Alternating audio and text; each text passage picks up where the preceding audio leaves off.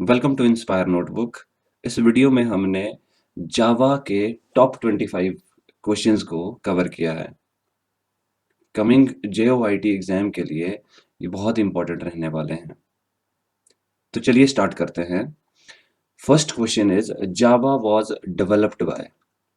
यहाँ पे ब्रांड्स का नाम है, एप्पल है, IBM है, एरिक्सन है, सन माइक्रोसिस्टम है। तो ओरिजिनली जिस ब्रांड के अंडर जावा डेवलप हुई थी, डिजाइन हुई थी, that was Sun Micro System. और जिन्होंने इसको डिजाइन किया था इस लैंग्वेज को सबसे पहले, वो थे जेम्स गॉसलिंग। हालांकि जावा तो रीनेम है, ओक करके इसका नाम होता था पहले, oak, OAK, oak. Oak European countries में आपने सुना होगा, जैसे फ्रांस है, वहाँ की नेशनल ट्री के रूप में एक स्ट्रेंथ का सिंबल मानते हैं ओक ट्री को। अमेरिका में भी, USA, ये लोग ओक ट्री को एज अ स्ट्रेंथ सिंबल मानते हैं। तो वहीं उसी स्ट्रेंथ से इंस्पायर्ड इन्होंने इसका नाम ओक रखा था।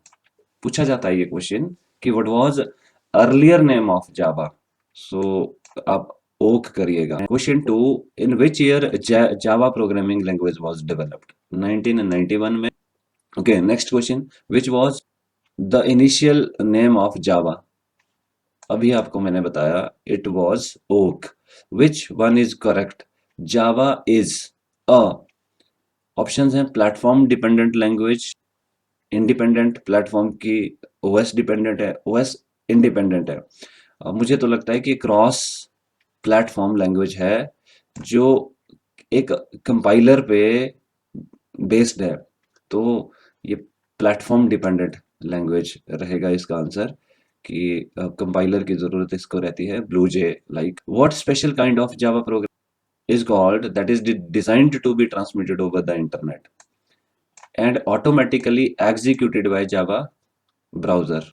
That code is called applet. Applets कहते हैं इनको, जो जावा में बनाए हुए कोड्स हैं। हाँ, अगर ये एप्लेट एग्जीक्यूट होगा रन टाइम में, तब इसको बाइट कोड कहते हैं। जावा एक डायनामिक लैंग्वेज है, ये नेक्स्ट का आंसर है। Question 7, highly optimised set of instruction designed to be executed by the Java run time compiler. अभी मैंने बताया कि रन टाइम में बाइट कोड कहते हैं, और डिजाइन टाइम में क्या कहते हैं? Applet is the correct answer. Which one is commonly used to extend the application hosted by web server? Web server के लिए एज एन एक्सटेंशन का काम सर्वलेट ही काम करता है, सर्वर से सर्वलेट। इसकी कैपेबिलिटी को एक्सटेंड करने के लिए सर्वलेट का यूज किया जाता है। जावा ऑब्जेक्ट ओरिएंटेड प्रोग्रामिंग लैंग्वेज है, नाइन्थ का आंसर। ओप कहते हैं इनको, जिसमें ऑब्जेक्ट्स बनते हैं। एंड्रॉइड बेस्ड एप्लीकेशन के लिए जावा को भी कंसीडर किया जाता है, जो एप्स बनती हैं एंड्रॉइड में।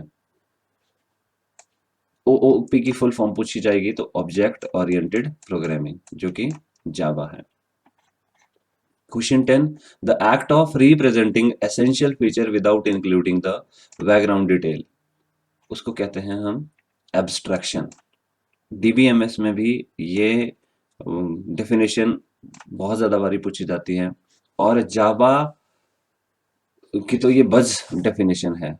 जावा एब्स्ट्रैक्शन मींस बैकग्राउंड्स की डिटेल को हाइड करना और मेन फीचर्स को हाईलाइट करना, रिप्रेजेंट करना, उसे एब्स्ट्रैक्शन कहते हैं। कोई चीज कितनी कॉम्प्लेक्स है, कोई कोड कितना कॉम्प्लेक्स है, वो हिडन रखना और मेन फीचर को बताना, दैट इज कॉल्ड एब्स्ट्रैक्शन।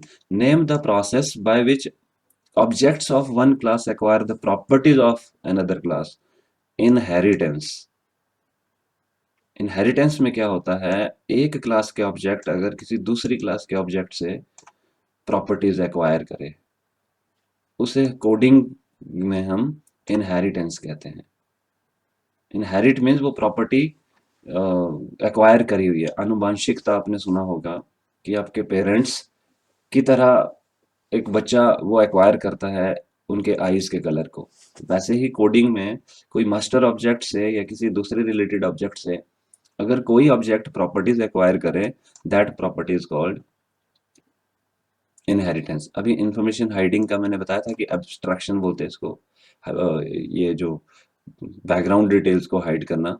कभी पॉलीमॉर्फिज्म पे भी क्वेश्चन पूछा जाता है। पॉलीमॉर्फिज्म मींस एक से ज्यादा फॉर्म में अगर कोई चीज होती है। एनकैप्सुलेशन, कैप्सूल वर्ड से बना हुआ है, जो मेडिसिन वाला कैप्सूल है। अब मेडिसिन को एनकैप्सुलेट किया जाता है, रैप अप किया जाता है।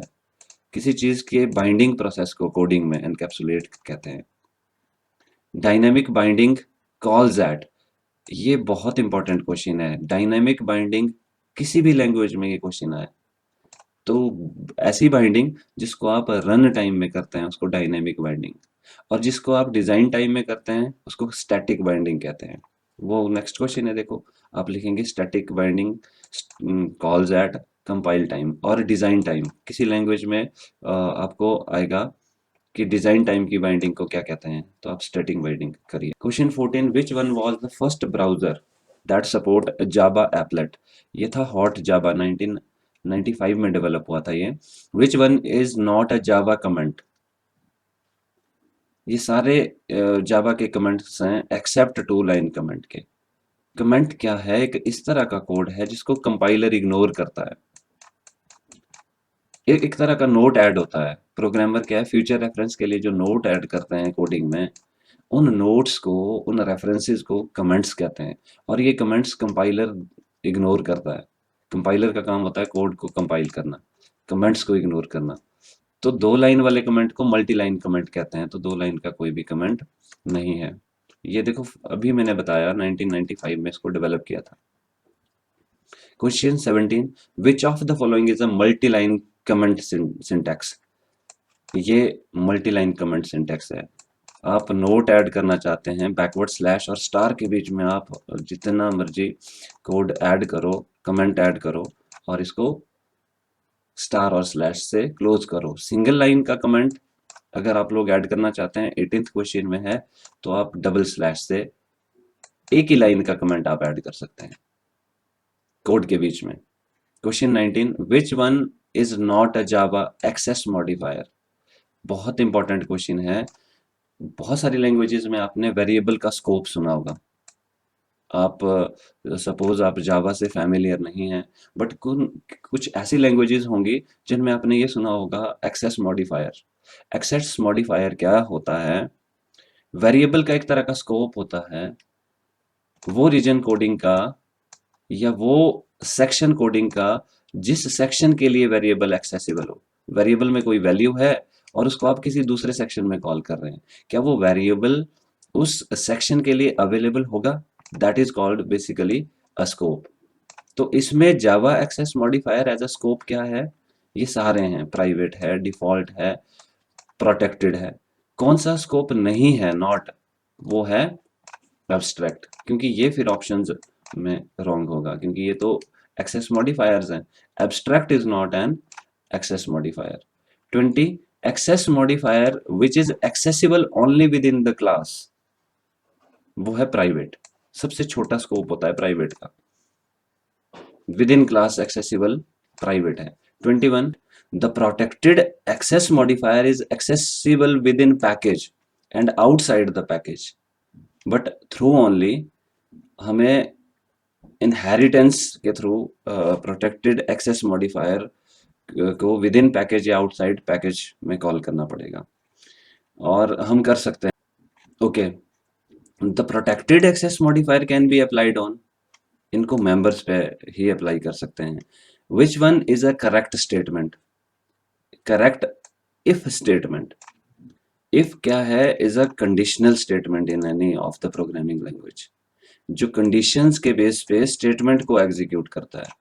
कंडीशन को करली ब्रैकेट के बीच में इंक्लूड किया जाता है। कंडीशन ट्रू हुई तो करली ब्रैकेट के अंदर वाली स्टेटमेंट एग्जीक्यूट होती है।